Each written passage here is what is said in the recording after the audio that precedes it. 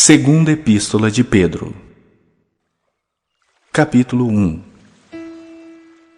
Simão Pedro, servo e apóstolo de Jesus Cristo, aos que conosco obtiveram fé igualmente preciosa na justiça de nosso Deus e Salvador Jesus Cristo.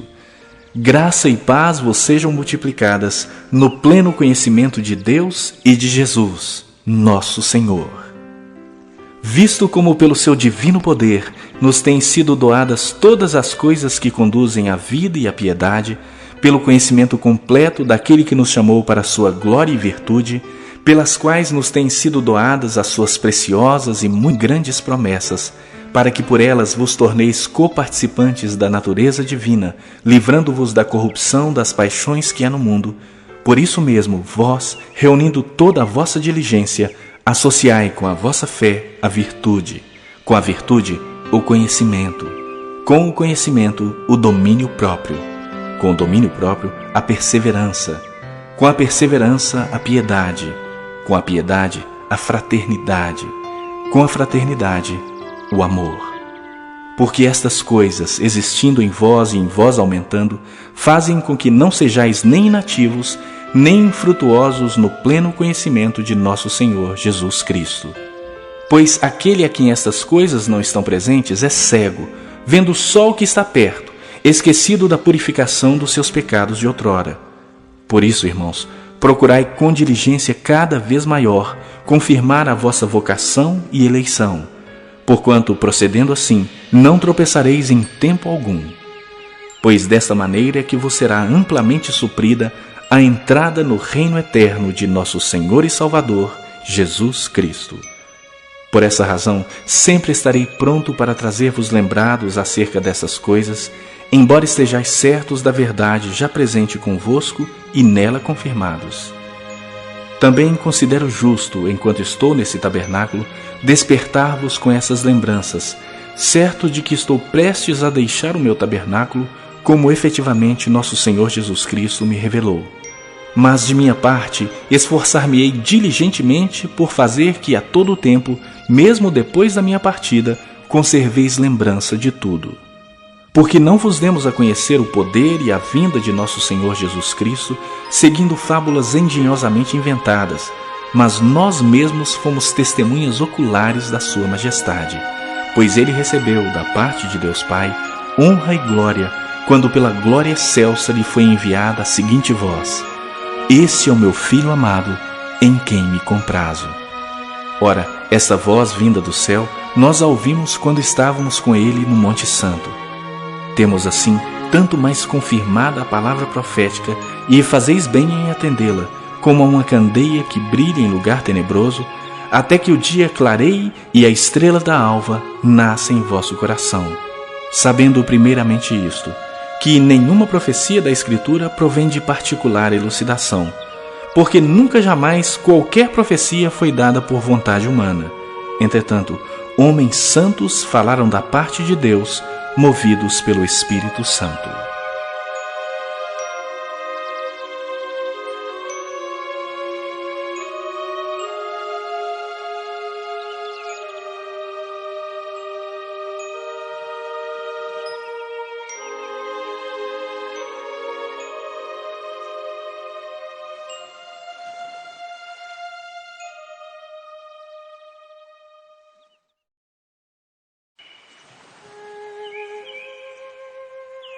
Capítulo 2.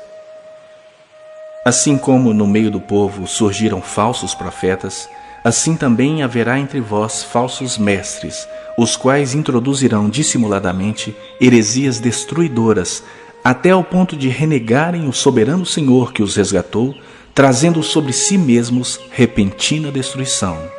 E muitos seguirão as suas práticas libertinas, e por causa deles será infamado o caminho da verdade.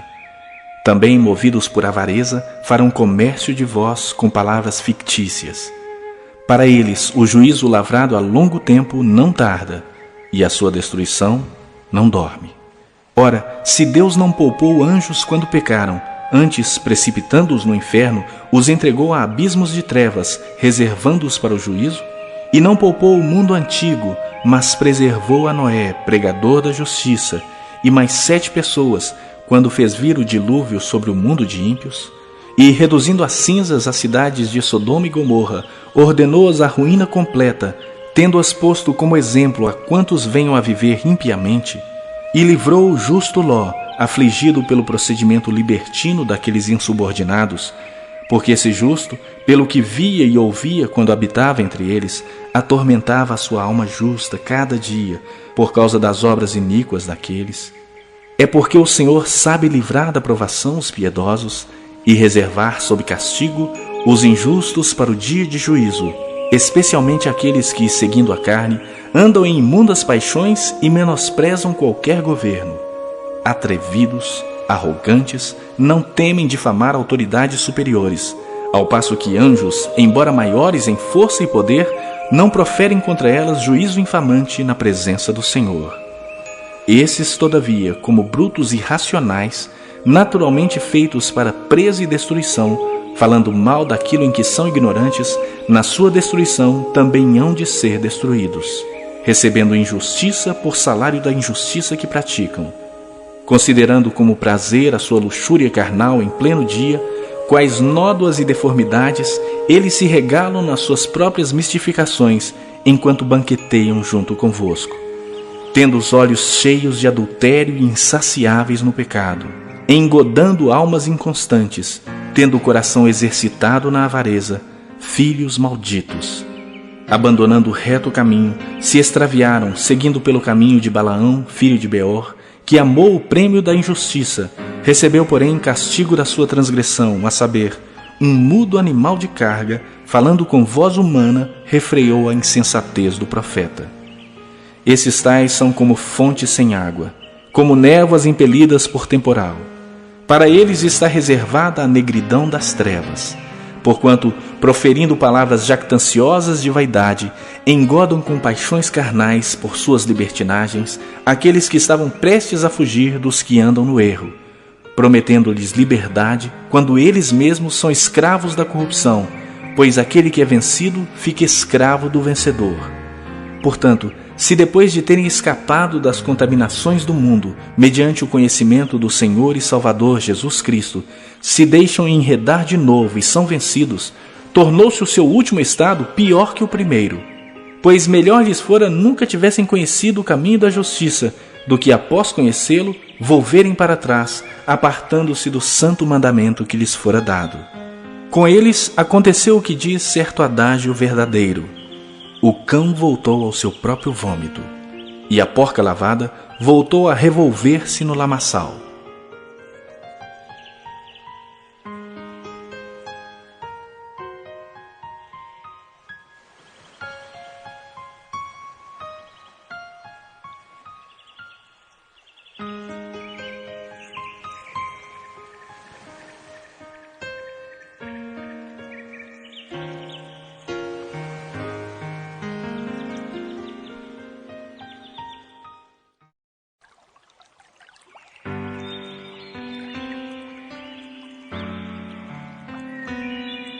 Capítulo 3.